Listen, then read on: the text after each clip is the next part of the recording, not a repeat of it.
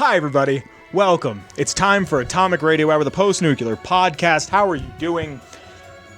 This has been such a good year for me so far, and I'm so happy that I get to share so much of it with you. Today's program, Atomic Radio Hour, episode 317, is brought to you by the Ghoulman Entertainment Podcast and viewers like you. Thank you. Welcome to the show. I have to thank the Patreon, and especially because we have someone in the live audience tonight. I want to give a quick shout out to Marcus. We'll be talking a little bit about the Ghoulman Entertainment Patreon. If you like the show, you can support it. But I'd like to say hello and thank you for being here for tonight's live recording. Link in the description below if you want to find out a little bit more. Make sure you like and subscribe and all that good fun YouTube stuff. Guys, I got some news the other day at work that blew my socks off. Which is wild because I was wearing shoes and my socks came off and I still had my shoes on and no damage to the shoes. But the socks were visibly outside of my shoes. The socks were outside of my shoes. They're bringing back backyard baseball. And I never thought I'd be excited. We're going to talk about new games coming out, but they're bringing back backyard baseball. And I never thought I would be excited for backyard baseball. I'm a simple man. I like simple things. As my mom once put it, I just like all the stuff that I've always liked. I never stopped liking things. It just seems like I've added new things onto the list. I've always loved Pokemon. It's in a rough spot right now. And I want to see it do better, but, you know, God doesn't give with two hands. And I've always loved Godzilla. I've told the story a billion times. I was about 6 or 7 the first time I saw that big lizard, and that was 22 years ago. And he still has a huge place in my heart. And something that I have a huge spot in my heart for, a large bout of nostalgia, is for humongous games, humongous entertainment. Putt-Putt, Spy Fox, Fatty Bear's Birthday Surprise, because you could bowl in that one. And Backyard Sports was part of that. And there's some weird, Atari owned it. Atari doesn't exist anymore. Atari might exist. They're doing something. Nolan Bushnell does not exist anymore in the video game space. I don't even know if he's alive. But Atari owned Backyard Sports, and now we got a trailer. I'm going to put it behind me. It's behind me as of right now. I'm going to hate that I have to do extra work, but it's super dope. And watching this trailer, let me step it to the side a little bit so you can see it. Watching this trailer behind me currently filled me with such a sense of nostalgia that I didn't know was still inside of me. This game, okay, so here's a little backstory. If it hasn't already been shown, it will be shown. There's an announcer. I forget the little girl's name, but the dude next to the little girl's name is Vinny the Gooch, and he has a New York accent, if I remember correctly. There was also like a greaser Italian kid who was there, and that kind of feels offensive, but whatever. We'll talk about it later. It was the early 2000s. It was a different time. Vinny the Gooch is almost what I made my, like, music name. Like, like, shameless plug, if you ever listen to any of my musical projects that I have out on my Bandcamp, I go by the name Lunchbox, right? That's like my production name, my beat maker, my beatsmith name. I almost made, like, everything Vinny the Gooch because of this game. Because of backyard baseball. I believe I had backyard basketball, and I wasn't that big on it, but also the version of backyard baseball I had was the one with the pros in it. This being back, Pablo Francisco, the kid in the wheelchair, was my guy. I believe the one dude who was really into music and always had the headphones on, I think his name was Muhammad? I can't remember. I am so looking for, I can't believe, this is my most anticipated game. That's nuts.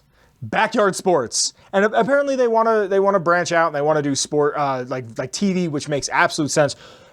This trailer looks like it did in the early 2000s. I felt like a little boy waiting for his dad to come home from Manhattan so he can bring me the newest video game that he got at some store. I don't even know what store it is, but he would hand me these humongous entertainment games. And humongous was supposed to be games that used your brain. And also my dad just wanted me to like baseball, because baseball is a game for little boys and their dads. Baseball is the most romantic sport. Like, pause real quick. I can't go to a baseball game and not cry at Take Me Out to the Ball Game. Hi, UK. That's the most American thing you can probably hear today. And if I don't make a joke about it, I'll be too vulnerable for too long and then I'll disintegrate. So that's like saying you didn't cry when the queen died, I guess. I don't know what your equivalent is. I hope someone in like Zambia hears this and is just like, what is happening? Anyway, Backyard Sports is coming out, and I'm super excited for it. And a bunch of other more shit is coming out as well. Let me grab my little notes, my little dopamine screen that has my notes on it. By way of Kyle Papa, who I actually got to see recently. For all of you who were wondering, he's doing fantastic. Looks tremendous, as he usually does. He sends me some things. He sent me today that Peter Molyneux is working on a game called Masters of Albion. It's a small, self-funded thing of about 20 people, and it seems to be like a God mode game. So you kind of have, from the pictures, you kind of have control. I don't think it to be a full-on RPG, but it's interesting. Fable's one of those games that I really want to go back and replay. I never played Fable 1, but I played a lot of Fable 2. The last time I played Fable 2, I remember going, I don't know if I like this or not, so I'm really curious to go back and play it and see if I actually like it. Also from Kyle, Borderlands 4 is coming next year. Sonic the Hedgehog is one of the best video game adaptations of a movie ever made. It's the reason why Kyle and I started another podcast called Kyle and Vince Likes Things, which was originally Kyle and Vince Go to the Movies. And it's because of Sonic the Hedgehog. And Sonic 2 is really good, and Sonic 3. Sonic 3 exists. And it's coming out, and Borderlands the movie just came out, and it's awful. And I really want to see it because of how bad it is. I think we are finally hitting a point where everyone is going to agree that, and I've never said this, and I'm going to take a stance right here on episode 317 of Atomic Radio, or the Post-Nuclear Podcast. I'm going to say it right here, right now. Jack Black is overrated.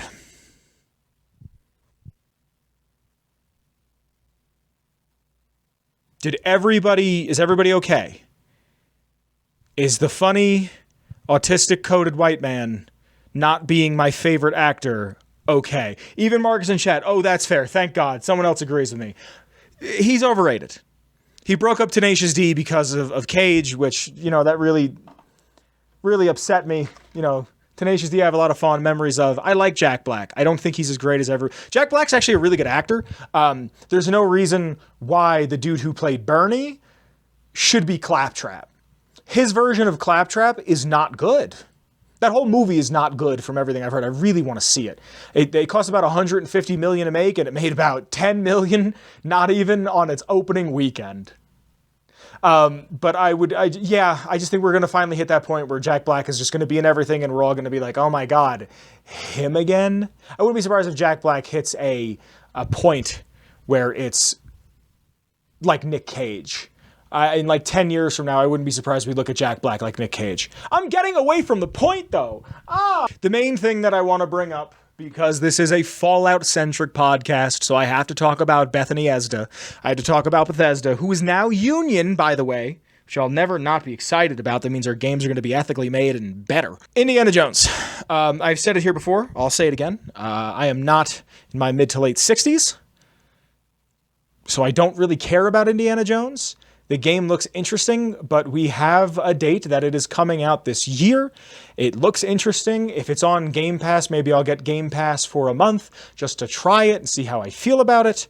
But Game Pass, honestly, is going to become the way we rent video games, because you can't really rent games anymore. The Blockbuster doesn't exist, and there's no local mom and pops that are doing it. So I wouldn't be surprised if Game Pass is like, $10 for a month, and I get to try that game and a bunch of others, or $15 for the month. But I don't know. It's coming out, and it looks interesting. It's also coming to PS5, which I'm really interested to see, because that means that somehow Microsoft has gotten their hands on a dev kit for PS5 so they can start developing for it. Because if I remember what Kyle told me, is that Microsoft never made Minecraft for the PlayStation 5 because they needed a PS5 dev kit. So if this game is coming to PS5, I can only assume that they got their hands on a dev kit. So good, I guess.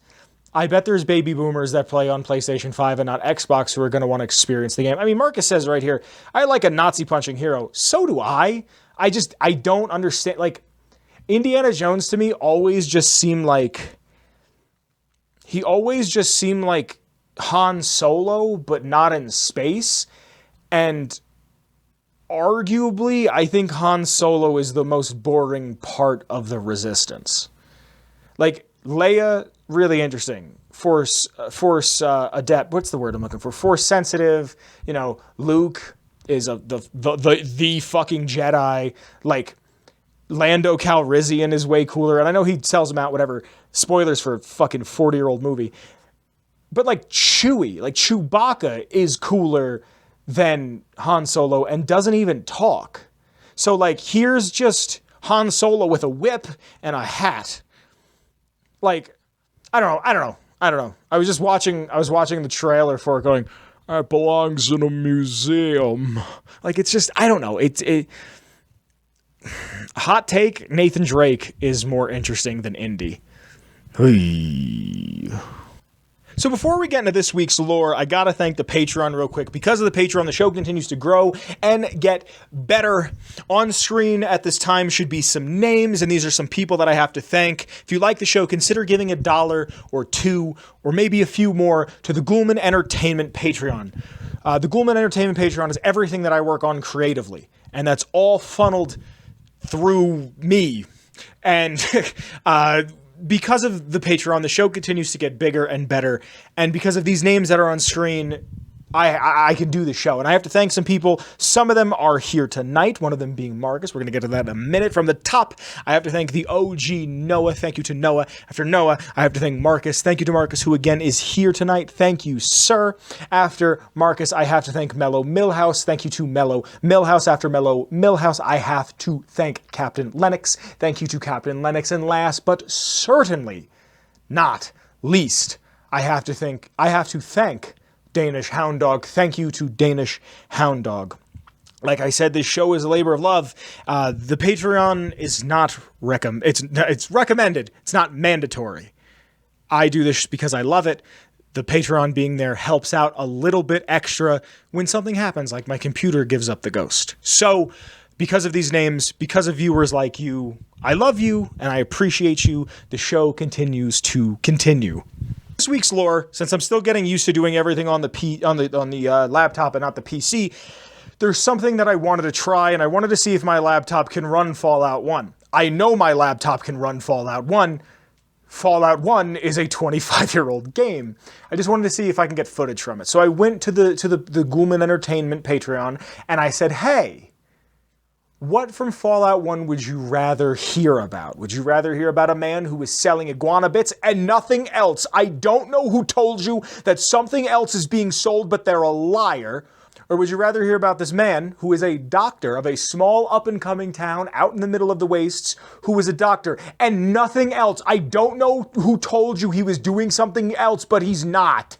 So if you'd like to hear any lore, and I mean any lore whatsoever from the Fallout franchise, be it the games, be it the show, be it the one comic book that we have, anything, check out the Ghoulman Entertainment Patreon page, because once a week I ask a lore poll question, and you, yes you, get to have your voice heard when it comes time to choose this week's lore. And this week's lore, by way of the Ghoulman Entertainment Patreon, link in the description below, is on Doc Morbid from Fallout, the post-nuclear role-playing game. Doc Morbid is the sole doctor, the old sawbones of Junktown. He's a man who has everything he needs. I get all of my lore off of fallout.fandom.com, Wikipedia, if you will, but he's a man who has everything that he needs in front of him, and even on the wiki it says that he has all these tools. He has rad scanners and antitoxins, and he can't even heal your rads, but he can tell you if you got them. He's the sole doctor in Junktown in the year of 2161, and like I said, he's a man who, being a doctor, especially in a post-apocalypse, or a post-post-apocalypse, which I'm not quite sure where Fallout really falls, but being someone who understands the world of medicine is a tremendously big thing. It's a tremendous task that you have to undertake. You can save people's lives. You're smarter than the average bear. And Doc Morbid is also an entrepreneuring man, and we'll get into that a little bit later, but he's a fella who wants to help people, more or less. Understanding that the world needs more doctors Doc Morbid has a fella in Shady Sands by the name of Razlo, and Razlo is actually good friends with Aradesh, the man who starts Shady Sands and would later go on to be the first president of the NCR. I think it's really funny that every time I bring up Shady Sands and the NCR, I feel like I'm always like, Aradesh, the first president of the NCR and founder of Shady Sands, the capital of the NCR, and his daughter Tandy, who would go on to be the most beloved president of all NCR. Like, I feel like I am just a tour guide.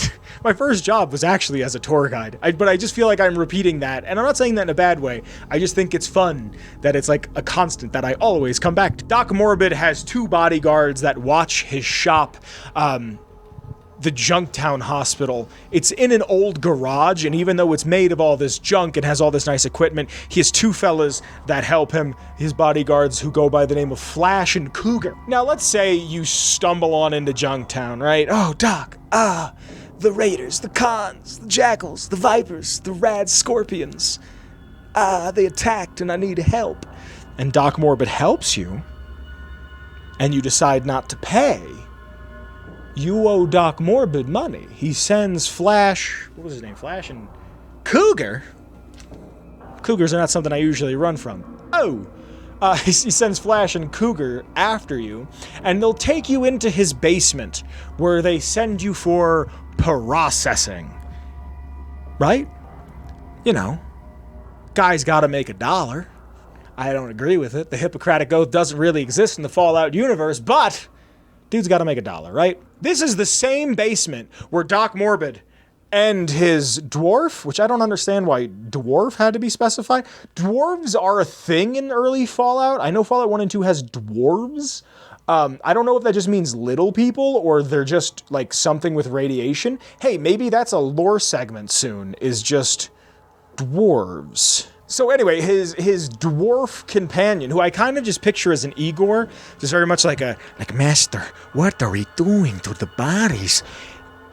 Gretch is his dwarf assistant, who him and Doc Morbid cut body parts up. And they sell them to be eaten to Iguana Bob in the hub. So Doc Morbid is a man who anybody could just show up, be like, hey, I need help and I don't have a lot of money. And Doc Morbid goes, okay, I'll fix you up. And then he kills you and sends your body parts over to Iguana Bob to be sold. And he sends them as prime choice selects. If the Vault Dweller tries to get a job with a caravan company in the hub and chooses to go to Junktown, the caravan driver has a very interesting bit of dialogue, which he can share to you. He'll say, Junktown ain't a bad place. Here's some odd doctors out that way, deals in the dead. Or so they say. Just some fun facts again. I get all of my lore off of Fallout.fandom.com, the Wikipedia if you will. The game does not have an in-game description of what he looks like. And it's just the concept art from Leonard Boyarsky that we have. So behind me is the concept art, and it's great. It's really good. I like his little soul patch Hitler stash thing that he's got going on. He only shows up in Fallout. That's really all we have on Doc Morbid. I like that I like cannibalism. That's on the internet forever now. I like it when it's in an apocalyptic situation. I like it when it's in survival settings. I like when the apocalyptic survival settings get out of control and it becomes greed. I'm a big fan of greed. I'm a big fan of I'm a big fan of greed in fiction and then showing how greed is bad and then how we can deal with greed being bad. And cutting up people to sell them is bad. And I don't like greed. And I hope you like Doc Morbid, because that's this week's lore. Hey everybody, how are you? So last week I didn't have an episode for you, and I apologize. I'm still trying to get everything off my computer, and I think at this point what I have to do is get a SATA cable that's SATA to USB so I can use my old hard drive that's corrupted as just a USB drive, and it's kind of fucking with everything else. So I have to figure that out. I wanted to put up the episode that was the 6-year anniversary of the show, so that is coming out at some point in time. I don't know when. Don't be surprised if it comes out in November. I have a lot of moving and shaking to do in November, and it would help me tremendously if I could make that episode for that. And I would have a couple other things planned out that I can do. But I just got back from being home. I went to the East Coast for the weekend. It was nice. I didn't do anything. I just hung out. Like, I just wanted to see my family. It was a birthday that I went home for. It was nice. I ate a lot and I slept a lot, and that's really all I did. And I got back even more exhausted, but I got to see Kyle very, very briefly. We might have seen each other for 20 to 30 minutes. He gave me some things. I'm looking at them right now that I'm going to be using for an episode sometime soon. Get ready for that in about November. Like I said, I have a lot of shit going on in November. Maybe the end of the year. I usually like to take Christmas and New Year's off, so maybe you'll see something with what Kyle has given me around that time. But, you know, we'll see when we get there. But one of the reasons why I wanted to go home, other than to see my family and to celebrate the birth of a person important to me, is I have a bunch of video games that I need to get rid of. And I can't hang on to them. They're all in my mom's basement, and I have to get rid of them. But, like, we've talked about this before, and I'm going to talk about it again. There is no reason why video games are as expensive as they are right now. Paper Mario and the Thousand-Year Door at one point in time was like a $140 game, I want to say, at the highest on Price Charter. Since they made the remaster for Switch, it's gone down a bit, but it's still $80. I have an Animaniacs game that I'm planning to sell that is on GameCube. Animaniacs. I don't know why it's so expensive. It's got awful box cover. The game is not great. I played it. I remember wanting to beat it, and I got so far into it, and I was like, I can't play this. Like as a kid, I was like, this isn't that good, and I love the Animaniacs. But it's like a $160 game. Pokemon Heart Gold, Soul Silver, $180 a game, $200 a game. If you have the Pokewalker, it's like a $300 game. Games should not be this expensive. Maybe it's rare. I'm assuming you're asking about the Animaniacs, Marcus in chat. If you want to be part of these episodes live, check out the Patreon. I don't know, because apparently Animaniacs, I saw on eBay, Animaniacs on Xbox for like $23. Like, it was sub 40. So it can't, like, AAA games, it's only AAA games that feel like they exist anymore. It doesn't really feel like AA games exist. It just feels like these huge blockbuster games that are coming out. And I bought The Thing on PS2, which I still haven't played, which upsets me. And I'm going to wind up buying the remake of The Thing and then playing the OG thing. Like, I just know who I am. And The Thing cost me about $40. About 40 with shipping was The Thing. And that's because it's one of my favorite movies, if not my favorite movie. And I wanted to play the game. And I still haven't. And I just never got the chance. And that was a decently priced game. It depends on the console, but, like, I have a One Piece game. There was a week where I was into One Piece. There was actually a time where I was into anime. Now I'm not, and I don't really know why. But a One Piece game, $80, $90. Mario Party 7, $50, $60. It's just nuts to me that these games are worth so much money. Pokemon Emerald, $239 for Emerald. And yes, I get it. Emerald and Heart Gold and Soul Silver are probably like the best Pokemon games ever made, but that's too much money. I don't know. If you have games at your parents' place, especially like GameCube games or even some PS... what I see today, Time Crisis 2 with the gun goes for $90. Box, gun, complete, $90. With even not complete can fetch you like 50 to 60. It's nuts how, if you would have told me that all I have to do is go to Target and buy Pikmin on sale or Animal Crossing on sale and keep them in the cellophane for 20 years and I could buy myself a Jeep, I would have told you you're nuts and you're crazy and you're dumb. So if you have any games that you're not trying to play, get rid of them because you can make yourself a couple bucks and maybe take out your lady for a nice night. I hope you've enjoyed the show. My name has been Vince. This has been Atomic Radio Hour, episode 317. The intro music is by the one and only Shane Ivers. The song is called Feather Duster, but you can get all of his sounds for free over at silvermansounds.com/free music. I also want to thank once again to the Patreon. If you like the show, consider checking out the Ghoulman Entertainment Patreon, link in the description below. The Redbubble is there where you can get a design, support the show, join the Discord, my Twitter, Kyle's Twitter, the show's Twitter, links in the description. Make sure you like and subscribe. Thank you for being here today with me. Thank you to Marcus once again for being here live. I love you guys very, very much, and I will be seeing you shortly. I will be seeing you next week. I love you. Be safe. Tip your waitress. I'll talk to you soon. Bye. Atomic Radio Hour Podcast. A Ghoulman Entertainment production.